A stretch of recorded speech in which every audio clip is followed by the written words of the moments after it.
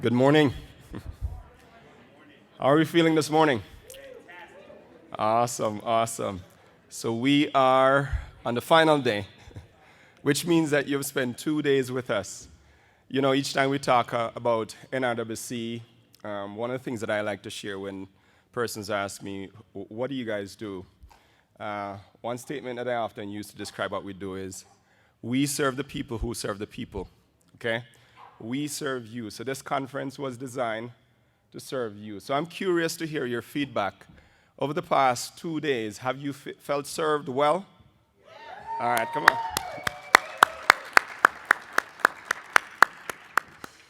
Awesome. Listen, we are so grateful to you for you taking the time to come out and be with us. This would not have happened if you did not decide to join us, so we're so grateful. And we're especially grateful for your tenacity. You're still here after 2 days, so we're excited to go into some more content. The good thing is, today is going to be as good as the other 2 days, okay? So we work very hard to ensure that all of our sessions are strong. So we're excited for this session and the rest of the session for the rest of the time. I just wanted to mention a few housekeeping things. One, we have a survey that will be coming out soon, and the survey is meant to get some feedback regarding the conference, but also if you have engaged with anything else NRWC related, you will get some questions related to that. We're really trying to understand the impact that we're having. We're really serious about what we're doing, and we want to know what's working, and we also want to know what's not working, because we don't want to spend time doing stuff that's not working, right? We want to invest our time in what's really working. So please do provide your feedback there. We're looking forward to hearing from you. And just so you know, it is because we've been collecting feedback why you're having the experience that you have now, because we really look at the feedback each year and seek to incorporate that into the upcoming year. So, you know, as you're doing feed building work, oftentimes there's very limited resources. And I do want to just acknowledge one of our funders that's actually in the room. They weren't here on Tuesday, when we were acknowledging everyone. So JP Morgan Chase, Jack Rivers, thank you so much for your support. We're doing some special work in Philadelphia, but what's awesome about the support that we've received, it also strengthens our capacity. So it has, in some regards, a direct bearing on our ability to even put on this conference. So thank you so much, Jack. We're partnering with Philadelphia Workforce Board. Patricia is sitting beside Jack and team. It's been a pleasure working with you, and Envoy, which I think they did a presentation yesterday as well. So we just want to thank those folks for partnering with us and for us to work together. That being said, I want to hand over to Molly now to take over from here. I'm super excited about this session. It's partnership with the federal government, and I'm especially excited about it because I remember some time ago, I may have shared this last year, that I used to have a certain perspective regarding the federal government. I used to see the federal government as a compliance agency, and went to DC, and I heard one of the members mention, we're your partners. And when I heard that, I was thrown off. And it completely changed my perspective and my approach to working with the federal government. Because guess what? If you have funding from the federal government and you fail, they fail. But if you succeed, they succeed. That being said, one of the goals that we are trying to achieve in our work is to be able to bridge that gap between the federal government. Oftentimes it feels that there's such a long distance between the federal government and the field. And NRWC's really objective is to, in some regards, be a bridge. So Alex, thank you so much for joining. Richard and team, these folks have a lot of experience working with the federal government, so we have a mixed panel today, and I'm going to hand over to Molly now to do her introduction. All right. Okay, let's see. You all hear me? Oh, wonderful. Okay. Well, good morning. Good morning. Okay, that was better than I perhaps had expected. So thank you. Yeah. Good morning. Good to hear you all. All right. My name is Molly Boucher. I'm a senior Oh, well, thank you. That was you. Don't mind us. All right. My name is Molly Boucher. I'm a senior policy advisor with the U.S. Department of Labor in our Employment and Training Administration, working on workforce development and, just a whole number of things that I won't bother to list here because I think we want to get to the meat of this conversation with the experts to my right. I'm so excited to be here. I had the pleasure of being a panelist at the conference last year in Philadelphia, so I'm very excited to be able to join again in this more exciting and more, it feels special, an elevated position perhaps as moderator. So thank you, Jason, for the opportunity. As you mentioned at the beginning in his introduction, this panel is going to touch on partnership with the federal government. And Jason, thank you for sharing, I think, maybe some preconceptions that may be more widely shared among folks in the room than perhaps we're all willing to openly admit. The federal government, as the largest funder of many of the organizations in this room, and the folks doing this sort of work all across the nation, can often feel primarily like a compliance agency, and we have to, of course, acknowledge there is a power dynamic there that can be intimidating and something to be overcome. But at the same time, the federal government and its grantees have the same intention to serve the people through the funding opportunities, through these grants, and through these initiatives to achieve the outcomes that we hope will build the systems, build capacity, and develop the outcomes, the best practices, what have you, that allow us all to succeed. So I say that just to say there's certainly nuance in the concept of partnering with the federal government and considering them a colleague or partners in the work. But I hope we can share some real life experiences of how our panel has navigated that dynamic. And also, I sincerely hope that we can hear from you all with some extended question and answer. We do have 2 microphones available on the left and right, standing mics for you all to ask us questions. So please, give us your insights, give us your questions, and the hard questions too. We definitely want to hear those. So enough from me. I'm going to pass to Dr. Christine again. No, we're going to go with Alex. Oh, okay. Okay. We're going to pass to my U.S. Department of Labor colleague, Alexander Green, on the far side. All right, thanks, Molly. Introduce himself.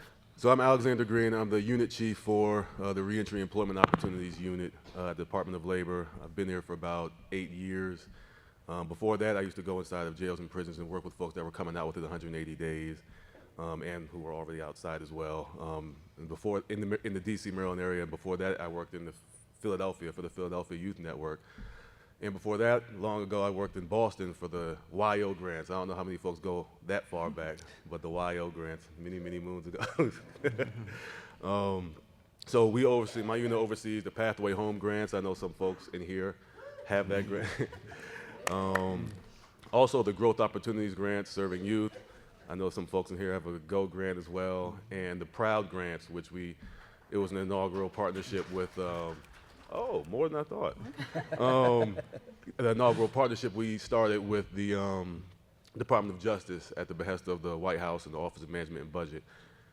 So those are some, also the federal bonding program kind of runs through my unit, and the person who leads the Work Opportunity Tax Credit work at the Department of Labor spends part of her time on my team as well.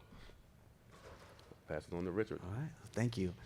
My name is Richard Morales, and I serve as the Executive Director for the Latino Coalition for Community Leadership. And for us, it was just a very profound problem that we'd ran into. We were all direct service providers, but we kept noticing is the money never seemed to make it down to the communities. So people who live, work, worship, raise families, and recreate in the same communities they were serving never seemed to get the funding and support. And so we said, we need to do something different. And so for us, we exist to advance resource equity and community well-being. And so we do that through our mission to find, fund, form, and feature nonprofits and marginalized communities that are meeting the needs of individuals and families. So essentially what we do is we recognize that in every community, there is a natural network of neighbors helping neighbors. We don't need somebody to come from the outside and rescue us. We don't need somebody to come outside and do the work that we've been doing. What we need is a modicum of support and funding to help us scale the work that we're doing. So that leads us to the next thing of we go get money to give money. So we access federal and state resources. We've been lucky enough out of the last 20 years, 17 of those have been supported by Department of Labor funding. So you can develop these longer term relationships to really support communities that are in need. And then the forming piece of really working with communities to wrap around and help them develop the capacity and the skills so they can directly go after this funding, so we don't become a gatekeeper but a bridge builder. And the last thing is some of our community partners are doing incredible work. We hear a lot about evidence-based practice, but there's a lot of practice-based evidence. A lot of things that are happening in communities that work. So how do we scale and recognize those and lift those up and let us become part of the voice and the policy and legislative side of what works in our communities? Thank you. Yeah, that was great. Hi, everyone. My name is Christina Yancey, and I'm Vice President at the American Institutes for Research. Yesterday morning, you were introduced to my excellent colleague, Quaylen, who is with the foundation side of our organization. It's a not-for-profit that invests, the part of the work that I do is on technical assistance and research and helping to build and apply and scale the types of evidence that Richard was discussing, and to then work with our foundation side to help fill in the gaps where we see that there aren't investments already happening, to amplify what is working, what is identified as practice-based evidence, as well as to figure out new ways to bring together different kinds of pieces of evidence. But prior to my current role, I worked for about 10 years with Alex at the U.S. Department of Labor. I led our research office there, which provided research and learning to all of the different agencies in the Labor Department, 15,000 staff. But one of my passion areas is in the reentry and work. And starting in 2014, I helped partner with Employment and Training Administration to build to help pilot the initial part of the Pathway Home grant program, which started as LEAP. So for those of you that were starting with the initial iteration in 2015, we started with a $10 million pilot. So ETA funded $10 million for 20 sites to pilot this idea that he had started in Montgomery County jails in Maryland.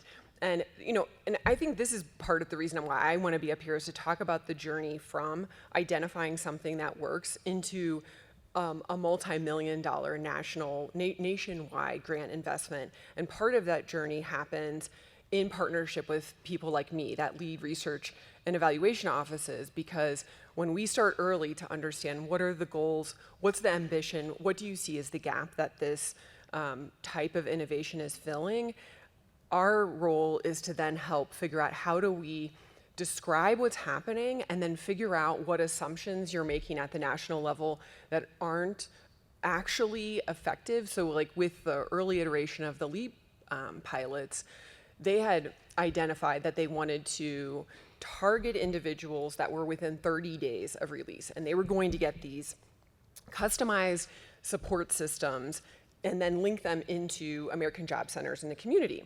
And when we started the research, we went out to talk to the 20 sites that were pilots, and we said, okay, so the eligibility criteria is you have to be within 30 days of release. And they're like, there's no way we know that. And they're like, that's a ridiculous eligibility criteria. That doesn't make sense. And so we went back to ETA and said, you have to remove that eligibility criteria, because they don't know who are 30 days before release. And so that's just one example, and I can talk about others, but I'll say that early partnership where they identified this successful model that had been working in one jail in one county, then we see an iteration from 2015 to the latest one that Alex was talking about with Pathway Home, which was a $55 million investment that the Labor Department made to grants. And it was extended beyond jails to prisons. And this idea of how we work together to build learning and then apply and kind of codify that in how they build grants is something that is a potential model that we definitely should continue figuring out how to do together. So I just want to share that through the research partnerships, it's really something that when it happens early, we have lots of great opportunity to demonstrate success and figure out ways to help build and get more money for this, for the effective work. Thanks. Amazing. All right, well, now you can see why we have this panel assembled. They are truly the experts, and I'm going to minimize what I am saying as much as possible. First, I want to extend the offer.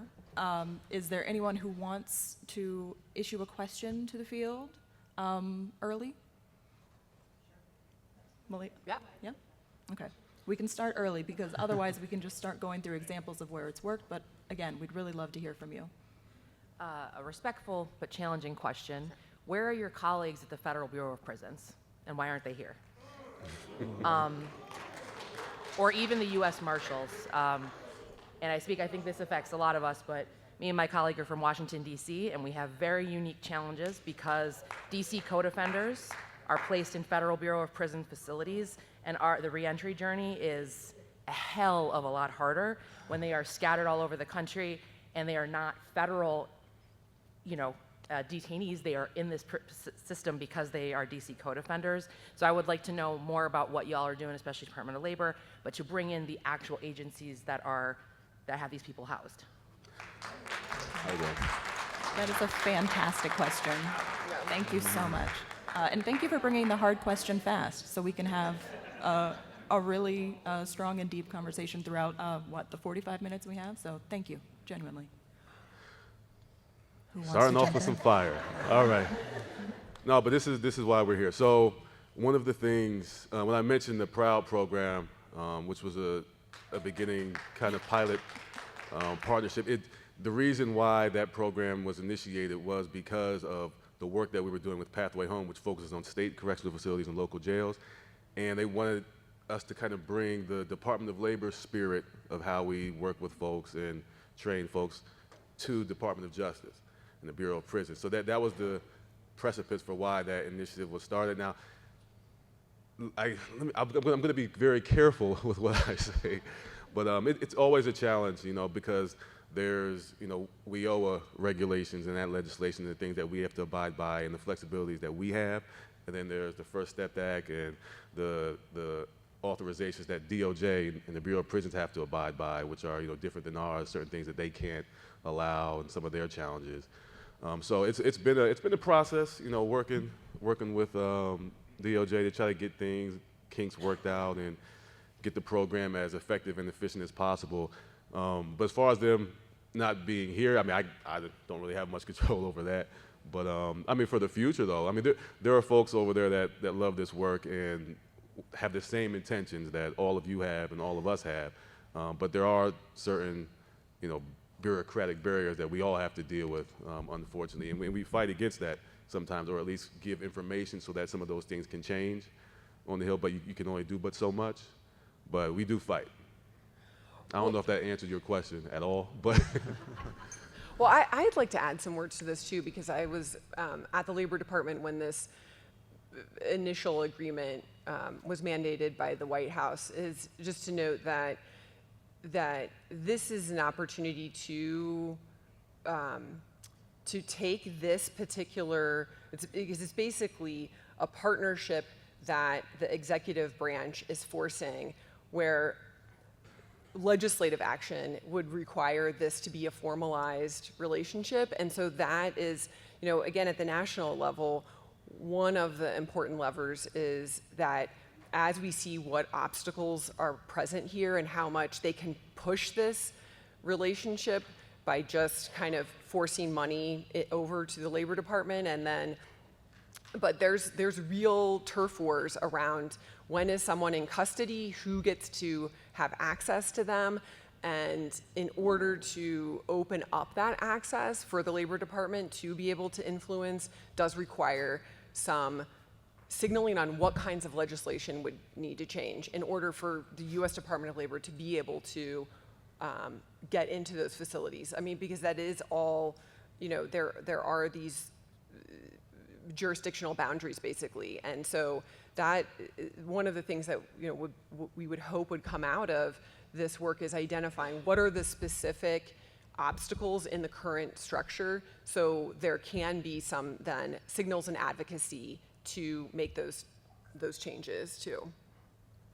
And just to also add on that, the PROUD initiative, just like Christina was mentioning how LEAP got evaluated, our Pathway Home grants are getting evaluated, the PROUD initiative is getting evaluated as well. So we'll be able to see where, I mean, we know where some of the gaps are, but there'll be some in-depth reporting on what some of the gaps are and why certain things we can do in labor and certain things that they can and can't do with DOJ and what can be done, to Christina's point, legislatively to make some changes potentially.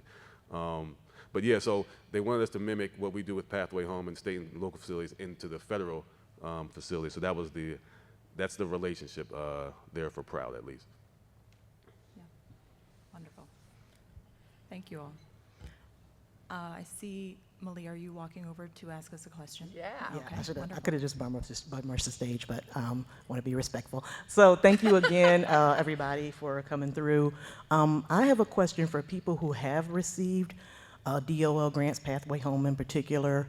What is your intention on what the technical assistance should look like and the FPO's relationship to the people actually doing the work? Because I have had currently a totally different experience than we did with a DOL demonstration grant a few years back, where they were very hands-on. The DOL person was coming in the facility, sitting through orientations, doing quarterly check-ins at least, whereas this time it's been almost a year and I've only met them one time.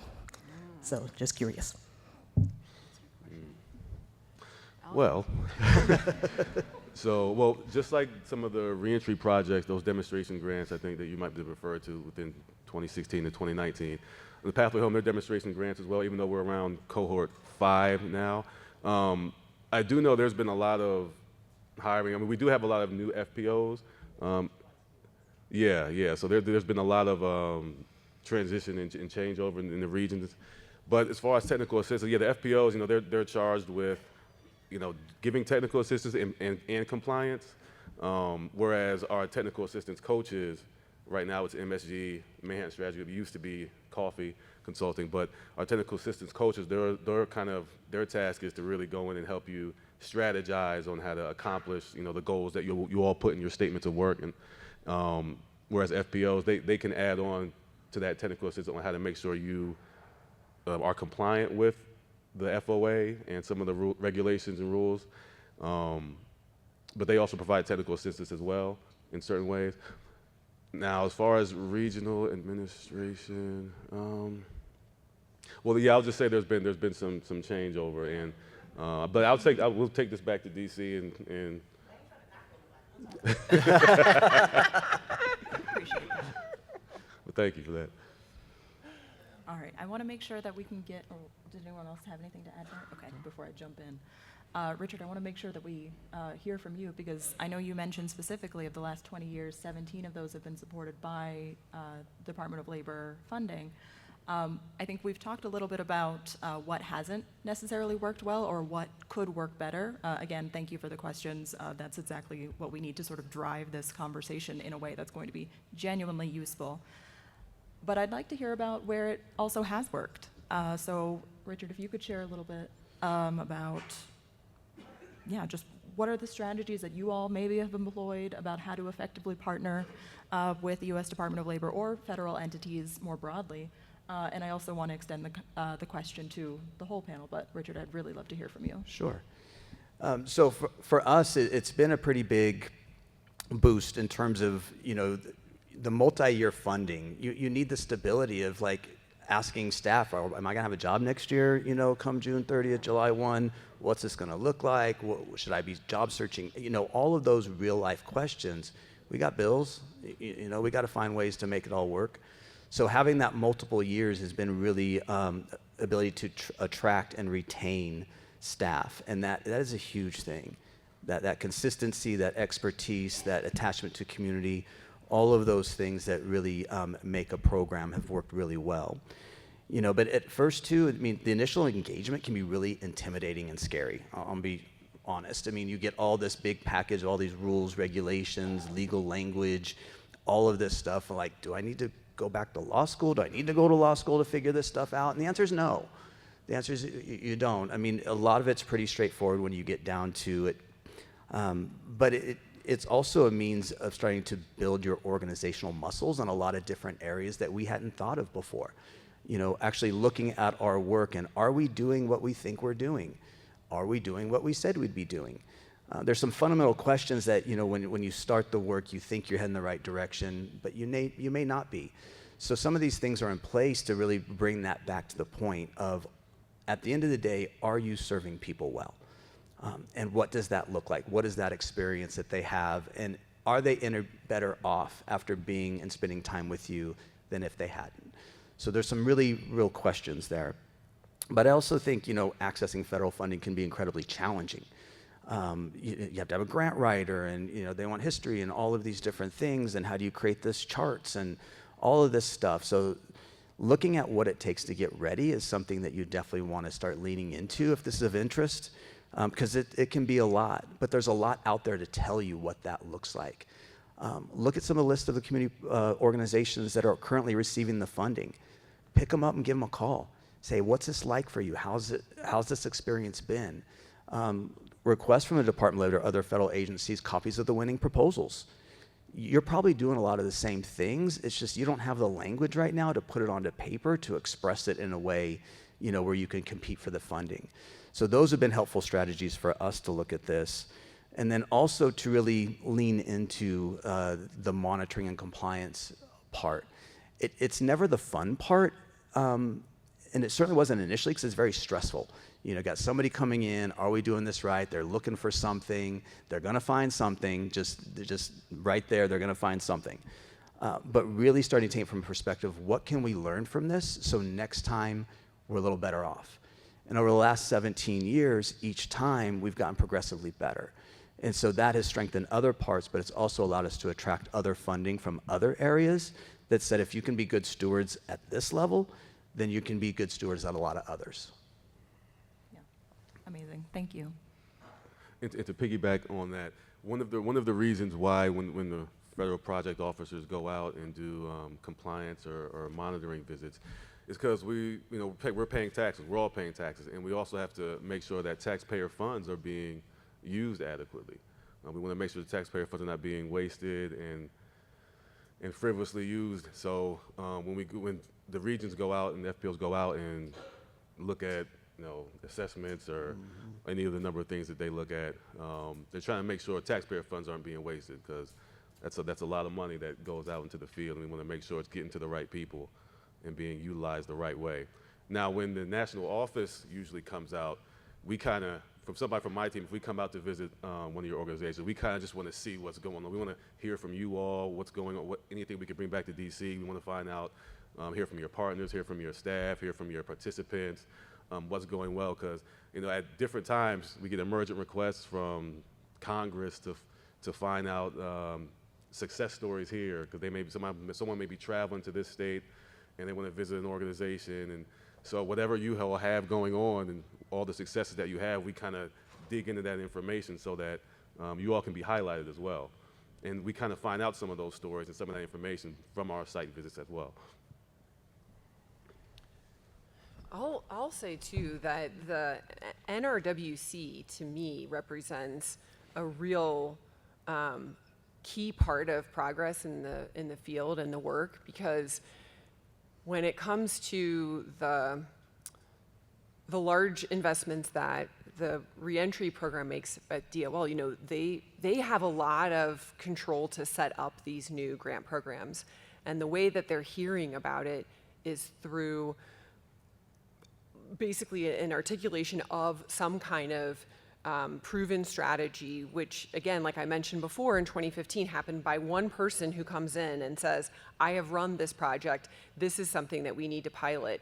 And the work that the NRWC does has the potential to contribute to this transformation for where these investments go in the future, because they will continue to evolve. And so part of this community is helping create what those common pillars should be for how they make these future investments, and to know that there's, even though, for example, with the Federal Bureau of Prisons transferring these resources to labor is not where we need to end up being. It is a sign that labor department continues to be a place of underinvestment and where there's showcasing that what works in supporting individuals and returning to community can happen through the labor department. And we know that that's not happening through the Federal Bureau of Prisons. I mean, it's a very big symbolic understanding that they have not been effective. And this is a chance to help figure out how we're being effective through the U.S. Department of Labor investments, and then to partner through NRWC. And then also, I think another way is, for example, with our organization at AIR, that when we seek out through our internal foundation funding and then other foundation funders, they help articulate some of these effective local-based strategies that can then be used to springboard into these larger investments too. So we'd just say that this network of these funders is so important to figuring out how we can scaffold these together to help bring about the larger pools of investment. So we'd just say that, you know, if anyone is interested also in talking through any of this or discussing stories about that, I would love to chat with you. So just want to share that. Great. So I do, oh, hello, wonderful. Yeah. Please. Hi, my name is Patricia Gill. I'm with the National Restaurant Association Educational Foundation. First of all, thank you all for coming and talking to us today. We had a reentry project grant, excuse me. We currently have a Pathway Home, and in the past I've had Fast Forward, High Poverty, High Crime, and it's always interesting with each iteration to see who we can enroll, when we can enroll them, what features we have. Like our employers are very excited about the paid work experience coming up in Growth Opportunity. And I'm just wondering, and I don't know how much you can share, like what are some of the things you're kind of noodling or thinking about for next iterations, and how can we best give you information about what's working for us and what are some of the challenges? Because you've got a lot of great brains in this room, a lot of people with experience with different of the grants, and oh, this really worked, or it'd be nice if we could do this. Like I will say the ability to enroll both in the facility and the community has been really nice, because there's some advantages to each. And so I'm just curious about what if you can say some things you're noodling or trying to figure out, and then also maybe what's our best way to feed into that. Well, that's a difficult one because working for the federal government, we can't talk about anything that hasn't pretty much happened yet or that are in the works at the behest of potentially giving unfair advantage. But we're always interested in hearing from you all about what is going on, like what is working for you all. And if you're emailing, whether you're emailing me or reo.eta@dol.gov, that's my team's email address. Like if there's any ideas that you have or any chat or anything that you are seeing, any trends that are going on that may not have hit the federal government's eyes yet, you can always let us know in that way. But as far as what we're noodling now, yeah, there's not so much I can say as far as that, but we're always got our ears open. I always have my ears open to what you all are experiencing and what you all think could work as well. Thank you. What's that email again? reo.eta@dol.gov. I'm also curious, Richard, if I could ask you that question. I'm curious about how you've experienced the being able to, with your organization, to provide influence to how some of these conditions might change for those federal investments. Yeah, so for some of the federal investments that we've seen that probably been more effective is actually developing community of practices of the intermediaries. So like, what are we experiencing? Because organizations are all over the country, and you know, Georgia isn't the same as Colorado, isn't the same as California. And so we have to recognize that things that may be working in certain places may not work in others. And so coming together and having community practice and talking about and being really honest about what are the challenges and what's working well and where are some of the bright spots. Because what we're consistently seeing is, you know, we may be struggling with a certain area, but somebody else is really knocking that out of the park. So where can we start learning and exchanging from one another? At the same time, we've been really lucky in having relationships with some of the federal agencies where they're curious about, like, what are you guys talking about? What are the struggles?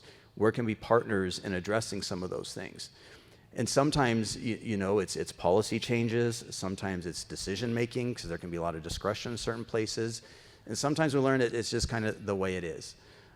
And so there's nothing that can be immediately done to address it, but how do we collectively then organize around that to find the best way to go about it? So for us, leaning into, and again, I think that's why NRWC is such an incredible place, being able to come together and have these conversations, being able to talk about these. Jason also often says the answers are in this room, and we firmly believe that. And just also one thing to add, the funding opportunity announcements that I'm sure you all know about, or it's also known as solicitations, those are usually like 9-month processes through the federal government. The amount of hands it goes through, and sometimes the intention of what we want to do, sometimes when it goes through maybe the Office of Grants Management or the Office of Policy Development and Research or the lawyers, or, you know, things get tweaked and sometimes changed differently than what we would hope would end up going out to the field. But that's just a part of some of the legalese of what kind of folks have to be able to deal with. So I just want to put that out there, because sometimes I know some folks think it's a drop of a dime, we can just put something out like that. It's a long, long process. But at the same time, I will say that, you know, there are all of these different tools that determine how things end up playing out. Like Alex said, with legal guidance, and also I think just philosophical perspectives and things that different administrations prioritize.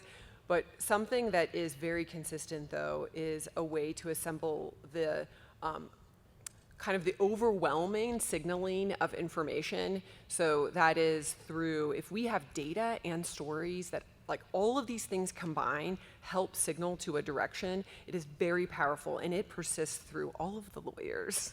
Like, we are able, you know, it is important to make sure there's a harmony to the messaging, because if everyone's coming forward with their own stories and there's not consistency, then that means it's harder to influence. And so that's why I was saying the NRWC is really powerful in other ways of being able to combine what are the core demands and needs are really helpful to being influential. Perfect.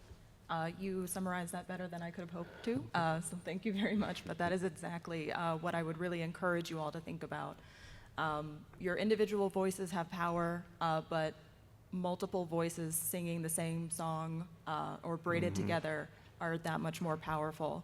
And that's the benefit of this coalition, of, you know, this room of like-minded folks doing the work and lifting up the best practices that you would like to see and you'd like to see enshrined in federal opportunities. So I would absolutely encourage you to be loud with what your asks are, what your requests or suggestions might be, and again, to share them far and wide with other organizations that are, you know, like-minded, and maybe organizations that are doing exactly what you are, or coalitions like NRWC.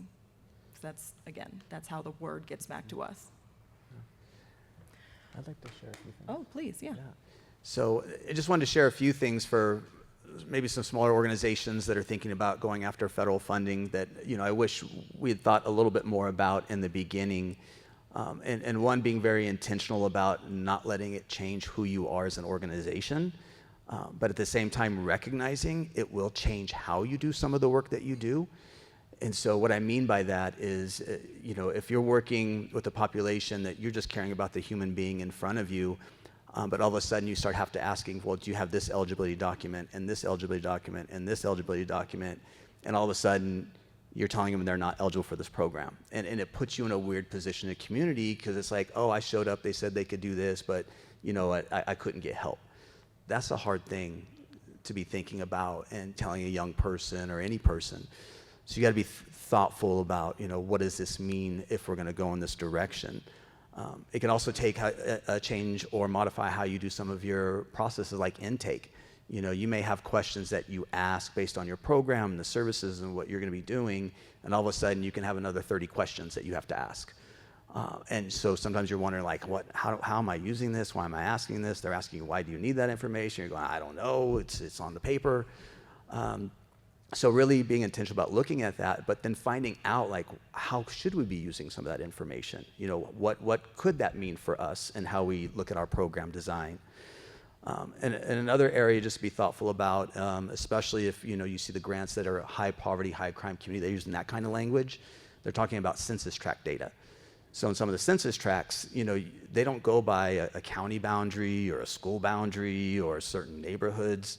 So even in that, you know, areas you traditionally serve, all of a sudden you can't. Or it's very limited. They may say up to 15% can be outside of the census tract area, things like that.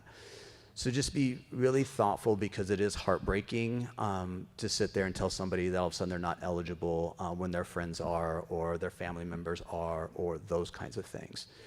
So getting other funding to try to fill some of those gaps has been a good strategy, and that's where philanthropy can sometimes step in and help. We're not asking them to pay for the whole thing, but portions of it to help fill some of those gaps. But again, checking in with your team and your staff as you start to get these grants and implement them and roll out. That way you don't become somebody or something that's way outside what you intended to be for your community. And one quick thing as well, I think within the past year or so, on Workforce GPS, how many folks are registered or a part of Workforce GPS? Okay, so make sure, for those who aren't, make sure you sign up for that, because there are resources on there about, you know, folks who are going to be applying, if it's your first time trying to apply for a grant. There's a bunch of tips and tools that have been put up there, I think within the last year or so, to help folks that are maybe just newly trying to apply for a grant, and some of the things that you can be prepared for and expect, you know, throughout that process. So Workforce GPS is a heck of a resource for anyone trying to apply for new grants. I had a question. I think Were you first? No, go, okay. Just well, it's a two-part question, maybe three.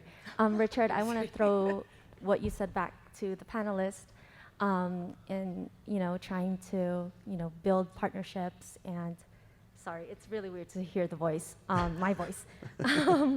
And so, Dr. Christine, you mentioned earlier that, you know, there was something that you were trying to implement in your research, and you saw that it failed, and you know, I guess my question is, do you think that that's an opportunity for, that's an example of clearly a failure in partnership? Like, how do we not know? Like, you're trying to implement something, and then we're trying to have to reactively go back and be like, okay, like, clearly that's something that we can't do.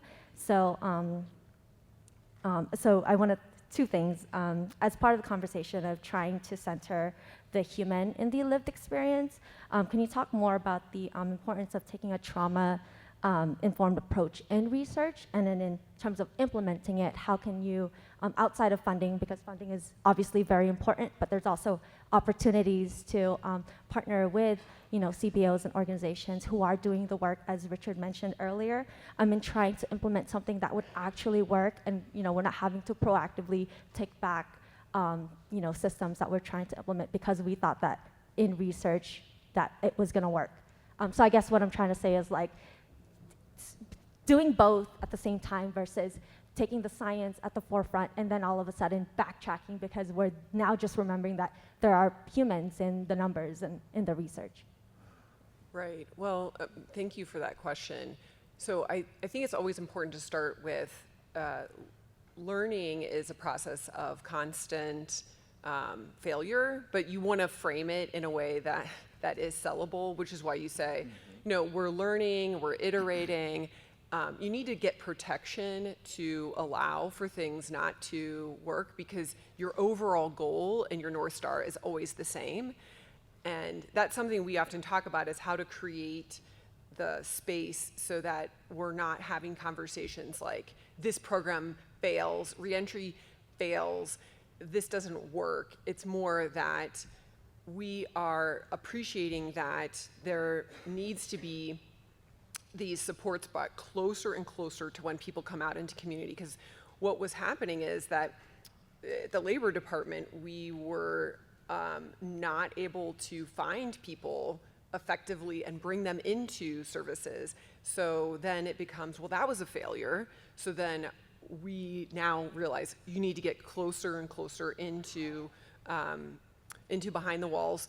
And then when we start opening up that, it is, well, how close to release should it be? And so there's this experimentation there. The other thing that we learned in this kind of experimentation phase was that you can't do a traditional planning grant, because they'd also said this. They were like, okay, well, it's just a planning grant. It takes a few months to plan. And then we found out that to get internet behind the walls took forever. So there was all of this drilling that needed to take place. This is all stuff we knew nothing about. And then we're like, oh, so we need to do operational grants. We have to first figure out how long it takes to get internet in there and just set up the facilities to be able to accommodate this. Yep. So it was, this process of learning and education needs space so that you can take these learnings in, try it again, do it better, make it bigger, give bigger investments, and make sure that you're not overly restricting how the money gets put out. So I do think that is why it's so important to attach learning and not call it necessarily evaluations yet. So I will say though, the evaluation is a language of love to Congress. So we also recognize that in the market of continuing to build into the future of transformation, which is what we're all seeking, that we have to be able to communicate about the successes that satisfy the ways that decision makers make those decisions. So that is why I also would just say that early on it's so helpful to have someone that through the lens of research, we help think about what kind of data infrastructure you need, what kind of information do you need to collect. Maybe not for today always, but just in building out your program, what kind of information in the long run is going to help you continue to grow and expand, because these kinds of questions about impact are always tethered to the larger investments. I'll also say too, to Richard's point though, about what kind of organization are you and how much do you want to be limited by what strings are attached to these larger investments, to always be cultivating the local philanthropic community, because they're just not going to have the same kinds of restrictions that are inherent to the federal. Yeah, and to piggyback off that, fill in the gaps wherever you can with local faith-based organizations or other state departments within your localities that provide other resources. Because one thing the Office of Management and Budget puts on us is we can't duplicate services. So I know some folks, they ask about why can't there be more housing funds allotted to some of our Department of Labor Rio grants, because the OMB will say we can't duplicate funds. That's Department of HUD's job. Certain things with HA, there's certain allowabilities that we can carve out, maybe 5, 7, 10%, but going beyond that is something that's the Office of Management and Budget looks at. But also to Christina's point about unexpected occurrences, just like we have 5 Pathway Homes, Pathway Home 2 is different than Pathway Home 1 slightly, because we learned from you all in the field about certain things that, the unintended consequences of this, or the amount of drilling time it takes, or internet. So knowing about internet, but knowing, the pushback, the amount of pushback that occurs to a degree that was unfathomable. But so we always, with each cohort of initiatives we do, we have additional cohorts to continue to try to perfect each initiative as much as possible. Perfect. Thank you. Yeah, we have, you two have been very patiently waiting, so I'd like to. Is there time based Yeah. on what you need to get through? Okay.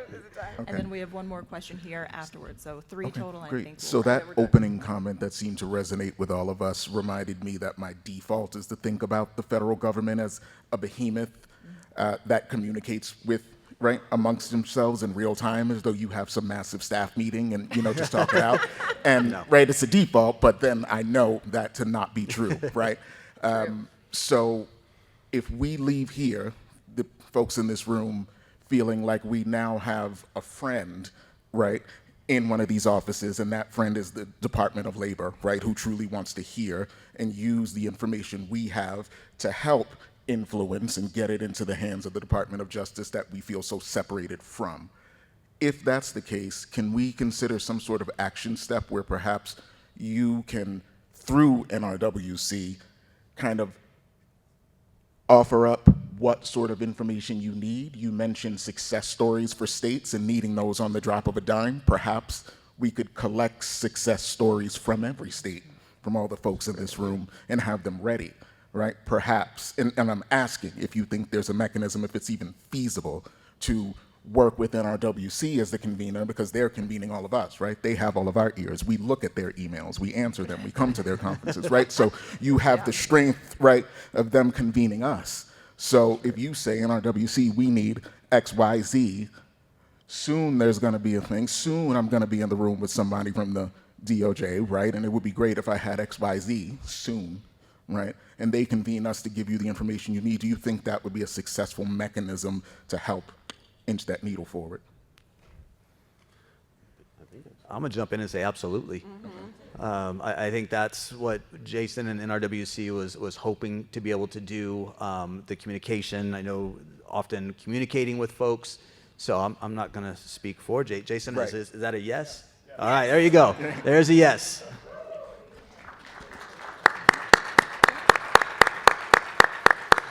And to your question, yeah, you definitely have a friend in the room. You know, I wouldn't have gave out that email address if I didn't want to, because it already gets bombarded. But we want to hear from you. We have to hear from you. Remember, we serve you.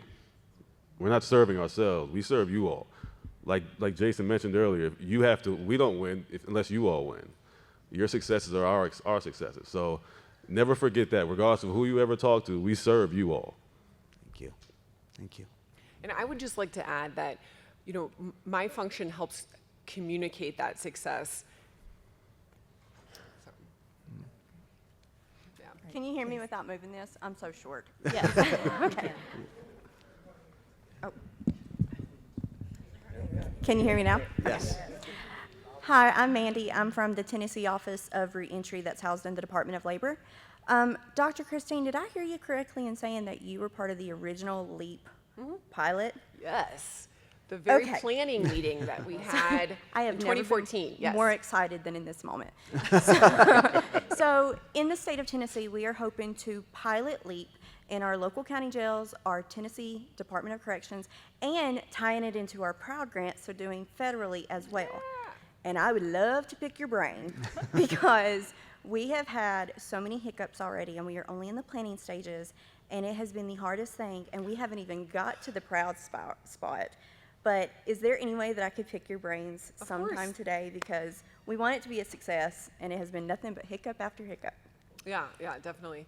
I mean, and I would just say, because before I was at the Labor Department, I spent some time at DOJ myself, though not in Federal Bureau of Prisons, that there is just a huge cultural divide. And, you know, to Alex's point about Labor Department being a friend, it really is one of the agencies that is friendly and has the individual that we're trying to serve first and foremost at the forefront. And would just say that that being said, the other agencies don't have the shared perspective and common ground is really hard to get to. Thank you for sharing the words that we as federal employees can't say. And to our final questioner. Hi. Can you hear me? Yes. Oh. She's right. That is weird. Thank you all for being here. I would like to address directly Mr. Green and Dr. Yancey with this. I'm part of the Proud Grant in Washington. I'm part of that team. And I'm very excited about the opportunity to be able to reach out to our community and help them in a way that they've never received this type of help before. But here's where I run into a problem. I'm new to this, and I keep hearing mentioned not only from the panel, but from some of the people in the audience about Pathway Home. And is that, first of all, is that a thing that you consider successful, the Pathway Home? What was the last part of the question again? Is Pathway Home something that you consider to have been successful or to still be successful right now? Oh, well, we have 5 cohorts so far. They're in the process of getting, I think it's PH2 that's getting evaluated. So they're getting evaluated. So I mean, as far as the numbers so far, the difference, it's tricky because Pathway Home 1 and Pathway Home 2, which started, they were put out in, those grants started in 2020 and 2021. And so because of how, I mentioned how the 9-month FOA process was, we wrote the grant way before COVID. Okay. So if Pathway 1 is getting evaluated, Pathway 2 is getting evaluated under a completely different context of which the grant was written under. So it'll be interesting to see what the final results will be from the evaluation based on the differences between Pathway 1 and 2, which were significantly impacted by COVID, versus Pathway 3, 4, and 5. But so far, I mean, the numbers have been promising. But I always, until grants fully reach their period of performance ending, you know, because sometimes grants may get no-cost extensions for a reason or two. So the final numbers we traditionally go by. So I would say so far it's a success. Okay. And that being said, I don't speak legalese, and I have a very difficult time in interpreting a lot of tech speak, because like I said, I'm new to this, you know, but I do anticipate that Washington's Proud Grant is going to be a very successful venture, because we have some very successful and focus-driven people working on that. And that's right. And so the next thing I wanted to ask is, if you consider Pathways successful so far, how do you recommend that I and my team become more familiar with what are the successes in that effort? So one great thing with what Christina was talking about with our chief evaluation officer, when they evaluate, when we put that information out to the field, when the final evaluation studies are done and it goes out to the field, is it still going clear? Is that still going? I mean, it is, but also I feel like on Workforce GPS, are there not opportunities to do communities of practice? Are you guys doing communities of practice with the grantees, where we could invite them to come and talk about the progress, because that's an opportunity. I'm all about making recommendations to my former colleagues, but they can. But you can. Do you ever invite the grantees to say the types of things they would like to have, like a community of practice focus on? Is there technical assistance for the Proud? Yeah. Because what usually happens is, if there's technical assistance, they provide that as like customized to some of the sites, and then also there's an interest in having like webinars and discussions around, okay, what are some things that people would like to know about, where they can invite guest speakers and they can invite the folks that are studying the pathway to come and share what they've learned so far. So it's not a formal report, but they can usually do some kind of like a webinar and meeting. Yeah, and one of the things, we recently had a new grantee orientation and a convening at the Department of Labor for our new grantees of Pathway Home and Growth Opportunities. And one of the panels within our orientation were like, what you wish you knew. So former, because it was the new grantee orientation were for PH5 and Go4 grantees. So there was a PH2, PH3 grantees on the panel talking about what they wish they knew to help the newer pathway grantees be able to kind of skip some steps. But one quick correction, so we had two technical assistance contractors for the Proud grants, but their TA contracts ended in September, a few weeks ago. But so we're at the national office, we're going to be filling in the gap for a few months until our intention is to get another technical assistance contractor. But in the meantime, we'll be satisfying the TA needs. Meredith Dedana, she leads on my team, leads the Proud initiative, so she'll definitely be able to assist in any way possible. Thank you very much. You're welcome. All right. It's hard to interpret all that. I think at this point we may have outrun our time, or we're okay. kicked off. Oh. Sorry, Molly. Yeah, sorry. So I just want to say thank you all so much in the audience for your questions, and thank you to this expert panel. Yeah, thank you. Thank for you. your work. That was so fun. Thank you, Molly, for the fantastic moderating. Thank you, panelists.